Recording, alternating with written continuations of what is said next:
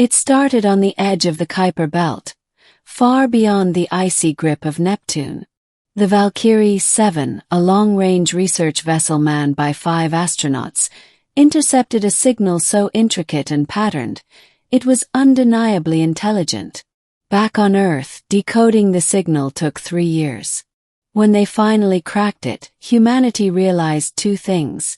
We were not alone, and the ones reaching out knew us, intimately. The signal contained DNA models, cultural history, music, language maps, and even simulations of human speech.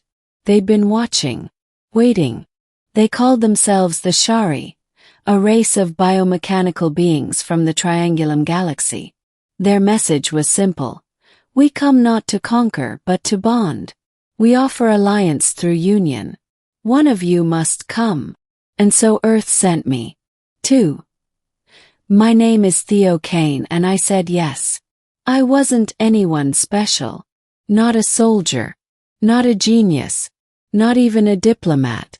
Just a linguist and semiotician who'd spent the last 8 years buried in ancient languages, alien syntax, and forgotten myths. The UN said I was emotionally adaptive. Whatever that meant. Maybe they thought I could roll with weirdness. So they put me through 6 months of intensive training. No weapons, just mental conditioning, survival drills, and dozens of hours submerged in VR simulators that mimicked the Shari's strange environments. When the day came, I stepped aboard the EOS Ark, a shuttle designed for interdimensional travel using a modified Alcubierre drive. I remember the silence when the engine engaged. Not the roar of fuel or thunder, but silence, like reality held its breath. And then I was gone. 3. Arrival in the Shari realm. The Shari didn't live in a star system. They lived between them, in a place they called the Fold, an extra-dimensional corridor that touched space and time like threads in a loom. Their capital, Amaranth Thal, was suspended in a sky of violet gas, surrounded by oceans that shimmered like mercury. When they greeted me, it wasn't with ships or weapons. It was with music. Thousands of them, tall, silken-skinned creatures with luminous markings and antler-like crests, sang my name in harmonic frequencies that made my bones vibrate. I was escorted by a cluster of Shari diplomats, their features constantly shifting like fluid. But among them was her radiance, Queen Scylla the Mari, the first Shari monarch in 1,000 years. She towered above me, not monstrously, but regally. Her eyes were opalescent whirlpools, her voice like thunder wrapped in velvet. She studied me for days, watched me eat, sleep, dream. And then one morning she approached and embraced me, and whispered, "Will you marry me, human? For the union of worlds." Now I know what you're thinking. How could I say yes? But you didn't see her. You didn't feel what I felt in that moment. The overwhelming sensation of completeness. It wasn't love at first sight, not in the human sense. It was more primal, deeper. The Shari didn't believe in marriage as we do. For them, union was literal, mental, emotional, spiritual, shared mind. Scylla explained it to me under the constellation of the spiraling starfish, a celestial formation only visible from their realm. "We have studied you for eons," she said. "But to truly bridge our worlds, we must share ourselves. Not just politically but intimately. Queen must bond. And only a human can carry our legacy forward." It was insane. But it was real. So I said yes. Transformation. The bonding ceremony was not a wedding. It was a ritual of metamorphosis. I was submerged in a pool of sentient liquid called Shalna, which interfaced with my neural cortex. Memories from Scylla poured into me. Centuries of wisdom, sorrow, hope. In turn, she absorbed my life. My first love, my childhood dog, my hatred of Mondays. We didn't just know each other. We became each other. My body changed too. Not grotesquely, subtly. My skin grew iridescent. My eyes could now see ultraviolet. My voice harmonized with theirs. I was still human but more a bridge between flesh and energy. Ashari cheered. I felt their joy like a wave of warmth through my mind. For the first time in their long history, they had a bondmate who could transcend species. A true ambassador.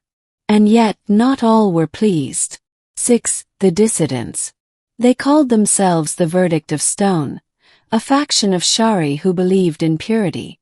To them, humans were contaminations, imperfect and unstable. Their leader, Karyol Keth, once a suitor to the Queen, declared our union a blasphemy. He attacked during the ceremony of Twilight Unity, summoning biomechs fused with Shari war spirits. Chaos erupted. Structures of living crystal shattered. I watched as beings of peace became warriors, their forms shifting into weapons of energy and blade.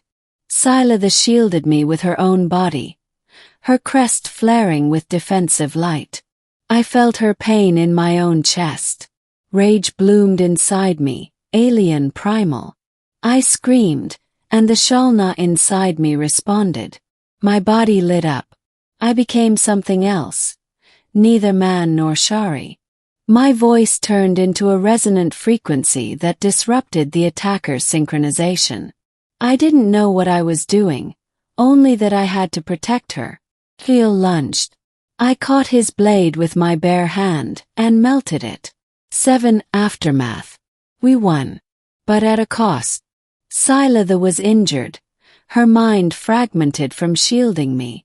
I sat with her in the healing shell for 13 days, weaving my memories into hers like stitches in a wound. Slowly she returned, altered but alive. The Shari were humbled. Even the Verdict of Stone disbanded. The Queen had risked herself for a human, and the human had defended her like one of their own. A new era dawned. A love born of unity. We grew closer, not just through shared thoughts, but through quiet things. Watching gaseous blooms drift across alien skies, tasting new fruit that buzzed on the tongue, laughing over Earth jokes that made no sense in Shari grammar. I taught her to sing Earth music. She taught me to dance by emitting light patterns in rhythm with our thoughts. We weren't just bonded. We were in love. And one night, under a bloom of starlight trees, she repeated the words again. Will you marry me, human? But this time it wasn't symbolic. It wasn't political. It was hers. I kissed her glowing lips and whispered, yes. Again. 9. Earth responds. When I returned to Earth with her beside me, the world didn't know what to do. Some hailed us as peace incarnate. Others called it interspecies abomination. But gradually minds opened. Borders softened. The Shari shared technology. Cures for diseases, fusion engines, sustainable biospheres. And in exchange they gained culture. Kiss. Laughter. Music that had no pattern. Stories that had no meaning but felt real. Children were born. Hybrids of light and flesh. Ambassadors of a future where stars were no longer boundaries, but doorways. Epilogue. A story that begins again. Today we live in a city that floats between Earth's orbit and the fold, a place called Unity's heart. I teach linguistics to children who dream in ultraviolet. Scylla governs with grace, wearing a crown of merged crystal and steel. And every anniversary she hugs me, her arms still alien, still strange, and whispers, will you marry me, human? And every time I say, always, because this is more than a marriage. It's the future.